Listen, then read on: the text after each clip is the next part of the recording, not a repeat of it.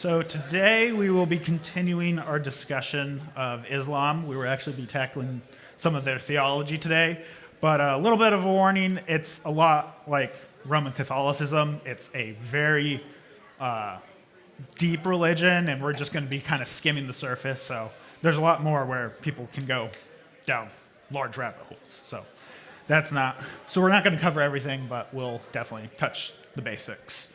But before we begin, let's open in a word of prayer. Dear Lord, thank you for today, and just thank you that we could all be here and be able to hear that sermon, and that we can go home, apply it to our lives, and want to seek out people. I pray that you give us a compassion for Muslims, and that we will want to reach out to them and bring your grace and your peace to them, Lord. I just thank you for everything you have given us. In Jesus' name I pray, amen. So, a little bit of review from last week. We talked about some of the numbers related to Islam, the second biggest religion, how one becomes a Muslim, their history, and I think what's most important is that Muhammad is the standard for all Muslims to live up to. So, if you wonder why Muslims do a specific thing, it's often relates to, well, that's what Muhammad did. So, for this week, we're going to cover the books of the religion. Again, a wide look at theology, and if we have enough time, we'll start answering the question of, is Islam actually an Abrahamic religion? So last week, I got a lot of questions about what were some of my sources I use. I would say that Answering Islam is probably one of the best ones. They have a lot of information on there where you can practically answer any question a Muslim may ask.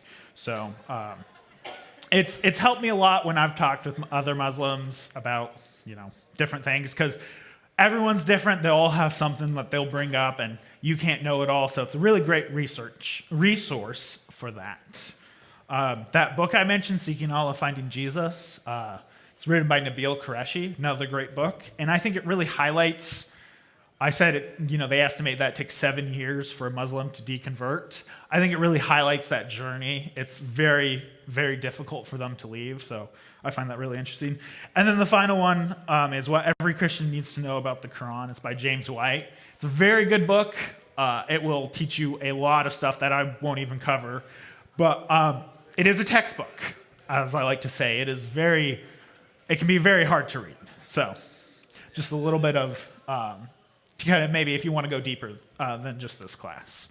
So today we're going to be talking about the books of the religion. There's 2 categories of them. You have the actual Quran, and then there's collections called hadiths. We'll cover both of those today. Those are the 2 most important books. So starting off is the Quran. It literally means he reads or he recites. Again, it's an oral religion, so they would memorize these surahs and then recite them back to people. And there's people specifically responsible for remembering certain ones, while others wouldn't, and others would remember others. They claim it is the final revelation of the God Allah. So they would claim that the Torah and the Gospel are both revelations of Allah, and that this is his final one. So they claim that they're the third and the final one. They claim it's not a created book. It's actually existed in heaven for all eternity. Something interesting is that there's actually a lot of parallels with Mormonism. They believe that the Quran is written on golden tablets in heaven, and I believe Mormons believe the same thing about the Book of Mormons. So apparently they just like to write in pavement up there. So I don't get that. And they will also claim it's perfect and has never changed. So that's part of the whole eternity of the book. And there's also this really weird claim from the Quran itself. They say it's a miracle, and that no book that has ever been written can actually compare to it. So in Surah 1788, say, O Prophet, if a human or jinn, which are kind of spirit things that aren't angels and aren't demons, but if a human and jinn were to come together to produce the equivalents of this Quran, they could not produce its equal, no matter how they supported each other. So this is a claim that they say, we have this book, it's completely dissimilar to anything else. No one can make anything close to it. And the problem is that there's actually been a lot of people who have. there was this girl in Africa in 2020 who wrote this surah called Surah Corona. And she would actually, or people would hear it, and they actually thought it was people saying the Quran. Like even Muslims who didn't speak Arabic, they actually believed she was, or like this surah was from the Quran. She ended up actually getting arrested for it because they classified it as blasphemy. And there's also many other Christians who have written books that are kind of similar to the Quran, but where they, instead of actually being the Quran, they actually put the gospel in there, which I find really interesting. So there's actually, speaking of this whole eternity of the Quran and how it's perfect and things like that, if you ever wonder why they get really upset when you see these things about burning the Qurans or destroying them or anything, that's actually classified as blasphemy in the religion. So doing so, you are disgracing Allah, and then in the Quran, it actually says they can kill you for that. So they take it very seriously. So there's actually kind of a debate, what is free speech and what is respecting religions. So a lot of countries are deciding whether or not they should actually ban the destruction or destroying the Quran. So I actually have this funny quote from, I forgot who said this, but it says, the only norms the Quran breaks would seem to be the norms of spelling and grammar. So that's in context to Surah 17. So all you go grab like a 2-year-old's writing, it might compare. So the book itself is actually only 14 chapters. Goodness. They're called surahs. It's about 1/3 the size of the New Testament. It was given to Muhammad in the 7th century, and it is primarily been used to memorize, and then you repeat it back to someone. So you'll memorize it, you'll repeat it, and then if someone else has a surah, you'll try to memorize theirs, they'll try to memorize yours, and then you slowly build up the whole Quran. They are not actually normally told they don't read the Quran. Muslims don't. They don't do a Quran study or, look deep into it. They're just normally told. So imams will come and say, hey, this is in the Quran. And then they're like, okay. And it may not be true. They may be completely fabricating it. And the Quran contains history, prophecy, science, prayers, and Islamic laws. Well, I want to share with you my favorite Quran story. It's about this guy named Dhul Qarnayn. I'm actually going to read it from the Quran. It feels a little weird opening this in church. But so it's this person named Dhul Qarnayn. He's my favorite character in the whole Quran. Little bit of a background. There was these rabbis who wanted to challenge the prophethood of Muhammad. So they come up to him and they say, tell us about Dhul Qarnayn. And so Muhammad prayed about it, and this is what was revealed to him. They ask you about Dhul Qarnayn. Say, I will recite to you a remembrance of him. Indeed, we made him strong in the land and gave him the means to achieve everything. And he followed a road until when he reached the setting place of the sun, he found it setting in a spring of muddy water and found a people nearby. We said, Dhul Qarnayn, either punish them or show them kindness. He said, as for him who does wrong, he will be punished, or we will punish him, and then he will be brought back to his Lord, whom will punish him with awful punishments. Anyone know who this person is? Anyone take a guess? I thought I heard one. Anyone? It's actually Alexander the Great. According to Islamic tradition, Dhul Qarnayn actually means the one with 2 horns, but a lot of the stuff is he had domain over east and west. All countries and their kings submitted to him, and all the nations, Arabs and non-Arabs, served him. That's from Islamic tradition. So there's many philosophies of who he actually may be, but the most common one is Alexander the Great. The reason I read that story to you is that's why I put history and science in quotation marks, because it's not actual history, and last time I checked, I don't think the sun sets in a pool of muddy water. So there's a lot of a lot of lies in the book. If you actually were to read it, the only history you can really generally trust is actually at the time of Muhammad for the Arabs around there. So actually, I have a funny story about Dual Qarnayn also. There was this Irish Islamic extremist who was in prison for terrorism. And while he's in there, he's like, well, might as well read this book. I kind of believe it and whatnot. And he starts reading it, and he actually deconverts from Islam because it was so, he just couldn't believe that this was actually written. And one of his major reasons is actually Dual Qarnayn. He's like, this is Alexander the Great, but he never did any of this. So I find that really interesting, where a Muslim read the Quran and actually deconverted. So one of the most prominent claims with the Quran is that from the time of Muhammad, it has never been changed. So they say what Muhammad had is what we have today. So I have a few quotes up here. There's John Burden, who said, what we have today in our hands is the Musaf, which is the Codex or Quran of Muhammad. And then in the one above that, it says, Muslims and non-Muslims both agree that no change has ever occurred in the text of the Quran. And above prophecy for the eternal preservation and purity of the Quran came true, not only for the text of the Quran, but also for the most minute detail of it, punctuation mark as well. It is a miracle of the Quran that no change has occurred in a single word, a single letter of the alphabet, a single punctuation mark, or a single diacritical mark in the text of the Quran during the last 14 centuries. So that's the claim, and I don't agree with that. And as a non-Muslim, I think I'm allowed to say that. So, has the Quran changed? Well, the first claim is that Muhammad actually wrote the Quran, which is untrue. It was actually Zayd. So basically what happened is Muhammad's dead. Abu Bakr is now the caliphate, so the religious and political leader of the Muslim people. And he enters into this battle where a lot of the people who memorized the Quran died. And so he's worried that they are going to lose more of the Quran.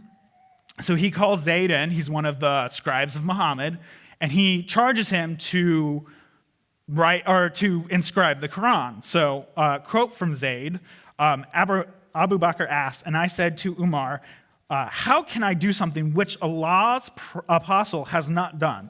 That's Muhammad. So he's saying, how can I do what Muhammad has not done? So that's basically what this whole jumble of words is saying. So Muhammad didn't actually write it first.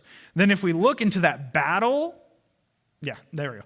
If we look into that battle, they actually, in Islamic history, they say that Quran passages were revealed, but that those who have memorized them fell in the battle of Yemen fighting. Then if we skip down a bit, those passages were not written down and followed the deaths of those who knew them were no longer known, nor had Abu Bakr, nor Umar, nor Uthman. So that's Abu Bakr is the first caliphate, Umar is the second, and Uthman is the third. As yet collected the text of the Quran.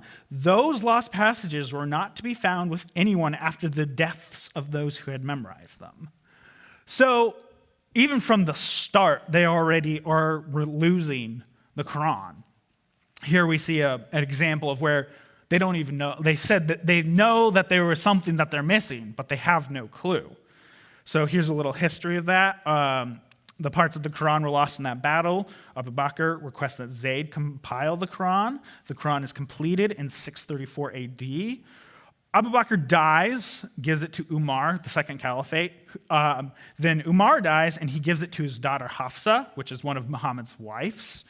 And then Uthman is now facing a war because there's no definitive Quran. There's a civil war, and they're fighting over what is actually in the Quran. And so in order to prevent this, Uthman goes to Hafsa, says, hey, can I have your Quran? He copies it, makes it the official Quran, and then collects all of the other manuscripts and stuff and burns them all. So here's that. At the very end, Uthman returned the original manuscript to Hafsa.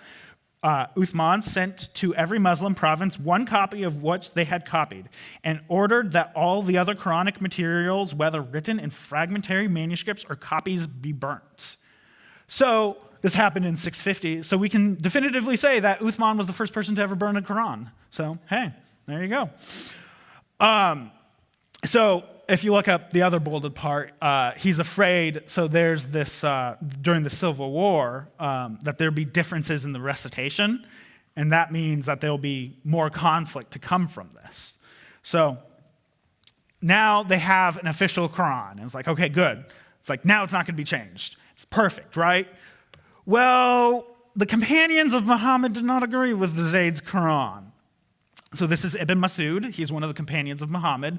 He's very close to him, and in this hadith right here, he says he was a Muslim before Zayd was even, or while Zayd was a child, and he says that the people have been guilty of deceit in the reading of the Quran. I like it to read according to the recitation of him, the prophet, whom I love more than that of Zayd. So you have here, basically, he says that the Quran that Uthman is making the official one is not the one that he's reading now, and that very much disturbs him. He doesn't really, he doesn't think that it's actually accurate. And then finally, we go to Umar. This is a different one. This is the son of that second caliphate. But he says, he's reported to have said in the Islamic tradition, let none of you say, I have gotten the whole Quran. How does he know what all of it is? Much of the Quran has gone. Let him instead say, I have gotten what has survived. So, and here's a few more hadiths, so I'm not going to go over them all, but I've bolded some places where they've talked about the Quran missing pieces. I mean, there's even today, there's some people who have 2 extra surahs than other Muslims. So you get this, basically you have this myth, it's a very populous myth, about the Quran being this perfectly preserved document. I've never met a Muslim who has not believed that this to be true. And the real unfortunate reason for this is that they have found that people are more likely to believe in the Quran if it's actually been preserved. If they come out and say, oh, it's a mess, we're missing a lot of stuff, but we still got some of it, it's actually can be very damaging to a lot of these Muslims' faith. And then you run into the problem of how can you say a book is eternal if you don't have it all? Like, it doesn't exist in this plane. I mean, you can make the argument that's in heaven, but you don't have it here. So that's where they really struggle with this eternal word of Allah is not even around with us today. And then they see it as a proof of Allah protecting his Quran or his word. A lot of Muslims, before they figured this out, they'll say it's a miracle that God has, Allah has protected his word and that we have it to this day. And it shows that the Quran is true because we have everything about it today. And then you're like, well, you really don't. And I have found that this is actually a lot of why Muslims continue to believe in Islam is that they actually do believe that the Quran is preserved.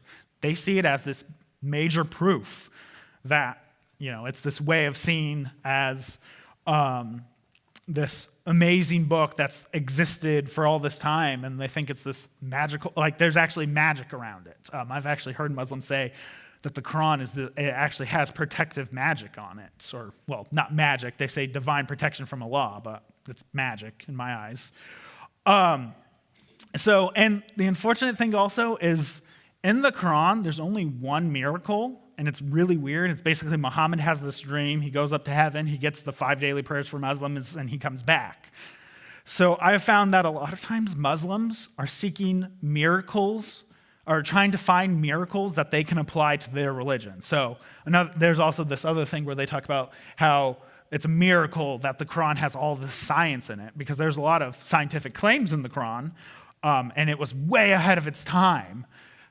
And then you're like, but the scientific claims are that the world is flat, that the sun sets in a pool of muddy water, and a baby comes from a blood clot. And so these miracles that they state are more to keep people to believe that the Quran is this book that is from Allah and not just the mad ramblings of a 7th century Arab guy. So that's where you kind of get this miracle, and it's perpetrated by these imams. I have met actually imams who knew all of the hadith literature, like those people I quoted earlier. They know that these hadith say the Quran was made by Zayd. It's lost a lot of stuff. They know all of that. John Burton in particular, he was the guy who said that we definitely have the Quran of Muhammad, actually was quoted saying, when pressed on this issue, he said, I believe all those hadiths that say about the compilation of the Quran, they're fabricated. They're not real. When in Islamic tradition, these are considered very sound hadiths. They're very much seen as being truthful, and yet he just completely rejects them to push his idea. So it gets into this weird situation where they either have to completely reject the hadiths, because if you reject one sound hadith, where do you stop? Or that you have to then throw out these miracles, and when they start doing that, more and more people start leaving the religion, which is just a side effect of that. But now we're done with the Quran, so let's move on to the hadith. The hadith are basically commentaries from either the Muhammad or his close companions. As I stated a few before about the preservation of the Quran, it's those two groups of people are recorded in the hadith. It gives you guidance on Islamic laws and how to implement them. It also gives the history of early Islam, because it wasn't actually a major playing field, or it wasn't a major force in the playing field back in the time. We have documentations of the Byzantines fighting the Zoroastrians, but the Islam doesn't come into they don't come into history until they are a unified, powerful force starting to take over the entire Middle East. So I have this quote here. The Quran by itself is entirely useless. By itself, it will completely baffle you. One needs the hadith. That was from an imam saying that you need the hadith to understand the Quran. So I skipped a few. Okay, so basically how the hadith are categorized, there's the two most popular ones are Sahih al-Bukhari and Sahih Muslim. I actually have a copy of Bukhari up here. They're these, basically they will go, how they collect them is they would go to these people. They would say, hey, I hear you have a hadith. And they say, oh, yes, I do. And then they would give it to them. They'd tell them. And then they would record their line of transmission. So if we actually go back a bit. Okay, so if you look up at the top, that's their line of tradition. You go from Ibn Muslim, informed by this person, informed by this person, informed by the authority of this person, said that this person said this thing. Because the hadith were actually collected about 200 years afterwards. So they have to rely on these basically word of mouth. Like, you heard it from this guy, who heard it from this guy, who heard it from this guy. And then they would look at these people. So you got it from your grandfather. Well, they look at the person and like, well, your grandfather was kind of sketchy, so we're going to give you a weak rating. So, and then they see this other person, they collect a hadith, and it's like, well, this person was pretty good, so we're going to give it a sound rating. So there's all of this debate, especially back in the day, but there's still now, of these gradings of them. So they go from sound, good, weak, and then fabricated, which there's actually a surprising lot of fabricated hadiths out there. And I find it really interesting. One of the fabricated one is the ink of the scholars is holier than the blood of the martyrs, which I find really interesting because it completely contradicts the Quran, where it says if you die in martyrdom, you get way more rewards in heaven. So there's a lot of fabricated and weak stuff. But the reason why I bring this up is I really want you to be careful. I have seen Christians try to witness to Muslims, and they bring up the hadith, and they start talking, and then the Muslim just goes, that's a weak hadith, or that's a fabricated hadith, and then just shuts off all communication with them. You have to be careful when doing these things. You really want to use either sound or good hadith. Sound is, of course, the best when you're making a point, because if it's weak or fabricated, they just will shut you out. And it doesn't matter. I've seen imams use hadith that are weak or fabricated to make like a point, and then when a Christian goes, "That's fabricated," they're like, "Well, it doesn't matter. It's my hadith, not yours. I can do whatever I want with it." But if you make the point, then it's not, or it goes against, it's a way of kind of blocking you out. So those are the two books of the religion. Are there any questions? Okay, doesn't appear to be so. So we'll quickly cover some of the theology. We'll probably, with our time, we probably won't make it to whether or not it's an Abrahamic religion, but we'll cover up to that point. So the Sunni Shiite split, that's basically the two groups of Muslims. Sunnis account for about 85, Shiites account for about 10. Basically, it's mostly boils down to a disagreement of who should have been the first caliphate after Muhammad. So the Sunnis believe in Abu Bakr, who actually did become the caliphate because he was the most pious man at the time, where the Shiites, the Shiites believe that should have been Ali, which was his cousin/son-in-law. So they believe it should follow the bloodline of Muhammad. And Ali was actually the fourth caliphate. So that's where mostly the split comes. That's where it originates from. And really, there's not that much different about them. Of course, they follow different, whether Ali or Abu Bakr.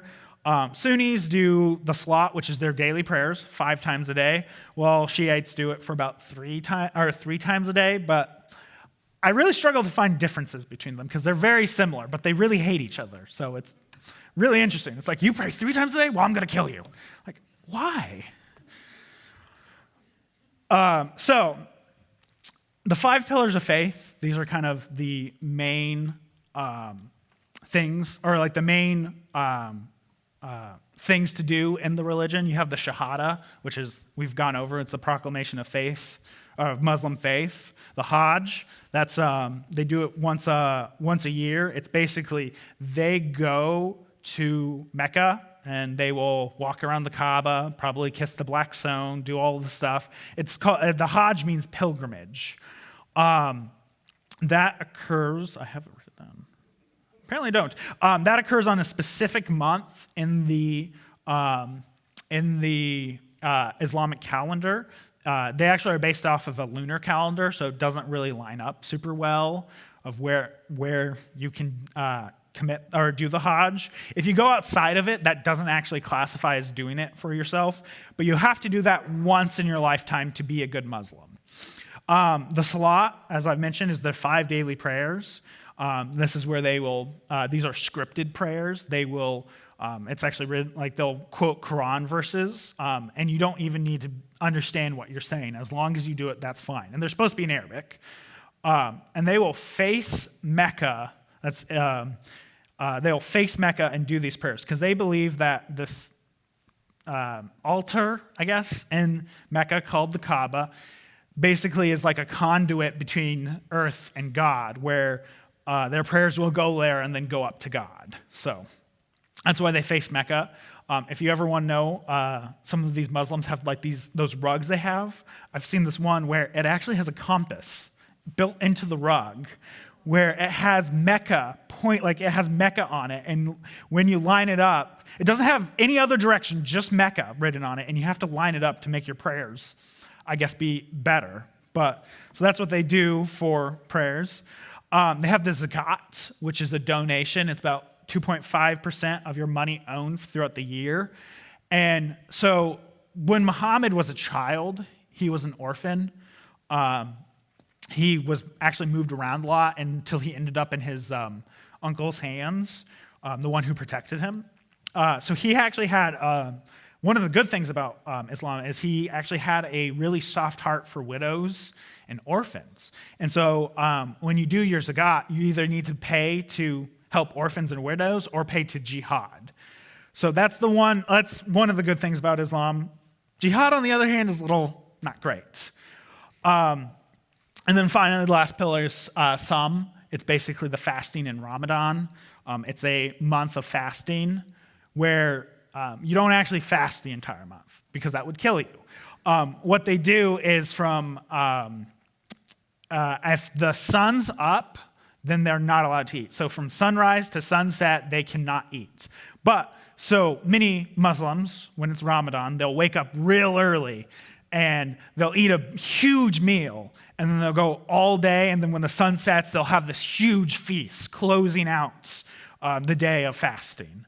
And the funny thing is many Muslims will pray that Ramadan will land in the winter months so that their day's really short and so that their fast is really, really like way shorter than if it was in the summer. I actually had a friend, I think Ramadan landed on a summer once when I was with him, and he was like, why? Why does it have to be here? It's so long. It was actually really funny. And then another theological point, how does a Muslim get to heaven? I find, how we say every other religion is your works, where Christianity is Jesus' works. It's very much so for Islam. They have these things called the scales. So in Surah 21:47, we set up scales of justice on the day of judgment, so no soul will be wronged in the last. And even if the deed is the weight of a mustard seed, we'll bring it forth. And sufficient we are the vigilant reckoner. So basically, they believe that Allah has these scales, and He will bring out all your good works and put them on one side, and He'll bring out all your bad works and put them on another. And where it lines up is where you go. If your bad works are heavier than your good works, then you go to hell. But dependent upon how bad your bad works are, there's actually 7 layers of hell and 7 layers of heaven. Depending on where your bad works go or how good your good works go, kind of determines what layer you sit in.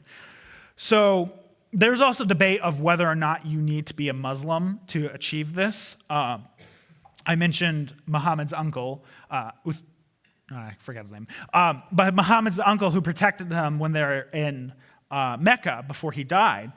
Well, there's this hadith where they talk about how he was actually a really good person, but he never accepted Islam. So his position in hell is at the top place. He has the best position in hell. And his position is that his feet are constantly on fire and singeing all his hair. So that's the best position. But there's a lot of debate of whether or not, if you're a Christian, could you go to heaven if you had enough good works. 2 points before we go on to the next slide. There's actually no assurance of salvation in Islam. It's even imams who teach all the time. You ask them, are you going to heaven? I don't know. I'll find out later. And there's actually no substitution for sin. Maybe. So in Surah 53:38, there's no soul shall bear another's burden. That's referring to sin. And whether or not someone can bear your burden. And I say maybe because there's actually 2 other views that come from yes. Question. So the no assurance, does that apply to jihad in any way? So no, it doesn't. If you die in jihad, you immediately go to heaven. So that is the one exception to your assurance. So if you're committing jihad, which is their holy wars, and you die in battle, you immediately go to heaven. So that is why you often see many young Muslims, if they're very vigilant or they're very they have a lot of fervor about their faith, they will actually join Islamic causes because they want to die in jihad, because that is your only way you have assurance that you're going to heaven in Islam. So good question. Thank you. So these 2 other views, one comes from the Quran, one comes from the Hadith. So the one from the Quran is Surah 2:62. Indeed, the believers, Jews, Christians, and Sabians, Whoever truly believes in the law and the last day and does good will have their reward with the Lord, and there will be no fear for them, nor will they grieve. But there's also this hadith talking about the last days, and it basically, there's these Muslims, and they didn't do a lot of good stuff in life, but they at least said the Shahada. So the angels bring them to Allah, and Allah will ask the angels, though he knows best about them, who are these people? They will reply, they are your humble slaves of yours. He will say, unload the sins from them and put the same over the Jews and the Christians, and let the humble slaves get into paradise by virtue of my mercy. So how do you square that circle? And it's a little complicated. I haven't actually found a good description of how this works, but basically, the no soul shall bear another's burden. Oh, and this is actually a sound hadith, so it is seen as very, very true. So they would say that. So first off, the Jews and Christians and Sabians having safety in a law, they would say, well, that's an early hadith, so it's probably abrogated. And what they'll argue is that the Jews and Christians from the time of their religion to Islam are safe, but then afterwards, if they choose not to accept Islam, those are the ones that are the ones where their sins are unloaded on, the sins of the Muslims are unloaded onto. And this whole thing where it talks about no soul shall bear another's burden, this is saying, well, that's saying, or what I've heard them say is that this is it's talking about their burdens. This is a law showing his mercy. So you can't do it in yourself, but a law can do it for you. So that's how they you get this weird kind of mix. It can kind of be hard to track of where, what is what, but I really want to bring this up because this is what Islamic law generally goes through. We have this hadith, we have this surah, we have this, all this tradition. Where do you draw the line? What is correct? And often it's not the same from one imam to the other. You'll have some imams say, oh, all the Jews and Christians, even to this day, are totally fine. And then you'll have some others say, oh, no, they're all condemned to hell. They've done too much wrong. I went too far. They've done too much wrong. They have to. So you get this weird kind of dilemma with Islam where there's actually no kind of consistency with it. You can go to one imam, they'll give you one thing, and you go to another, they'll give you another. So that's why I find you want to be kind of careful when you're approaching Muslims. You want to kind of figure out where they're sitting in their faith, because they could have totally different beliefs to anything that you've seen before. So the last thing we'll probably cover today is dreams in Islam. This was actually personally requested by Pastor Gary because they're very prevalent in the religion. So if you see that weird book up there, there's very much kind of what I think describes a dream very much. There's a palm tree growing out of a fish with people inside cultivating, I think, some sort of garden. That kind of describes how weird dreams can be, but they're very prevalent in Islam. So they believe that Muhammad received all of his revelations through dreams, and that while the canon of the Quran is closed, Allah can personally talk to you through dreams. So I put this one book up here. It's a very prevalent one of interpreting dreams. So first, there's this whole rigmarole of whether you've got to figure out if it's from Allah or not. And then you can get into start interpreting. And so they will look at things that are in your dreams. There's an iguana in your dream. That means something. Every single thing. And they'll have lists. And you can actually download a PDF of this and find, if you want to know, why was this fish in my dream, you type up fish, and then it'll have big fish, and it means this thing. Or if you have small fish, it means this thing. And so I put up an example. There's seeing Abel in one's dream. It's basically, one who sees Abel in a dream should beware of his brethren and close friends and should fear for his life. But I always ask the question, when you're interpreting these dreams, how do you know it's Abel? Like, does he have a name tag? Does he, like, I mean, I guess if he introduces himself, like, hello, I'm Abel. It's like, okay, well, I guess I got to figure that one out. But I have found that many Muslims, like, they've come to me, it's like, I've had this dream from Allah. And I'm like, okay, what happened? And then it's this weird mess of, like, I don't know, like, I mean, it's a normal dream. Like, I've had weird dreams before where this one I had last week, Heather and I were, like, under the ocean watching a movie, and we were totally fine. I'm like, yeah, that's weird. I'm not thinking it's God trying to talk to me. And then they'll tell me these interpretations, and I'm like, dude, I think you ate too much pizza last night. I don't think that's a law. But you get these really weird things. And I found that you will have, like, what I found is that they'll have this dream, and it then makes them, like, really sketchy about certain things. Like, if they see Abel, it's like, I got to avoid my brother. I'm like, because you had a dream? And they take this very seriously. So while we may laugh about it, unfortunately, it's very interesting, and I think it's a way that the devil can actually affect these people. If sometimes they'll have these dreams of, like, if they have a dream about you and the interpretation is avoid you entirely, they will avoid you entirely. I've had that before where you're talking, you think you're a friend, you're making a friendship with them, then they just cut off all contact, and then what happened? You ask someone else, and it's like, oh, they had a dream about you, and you're bad for them, apparently. So, but that's all the time we have for today, so thank you for coming. Are there any questions before we stop the class? Yes?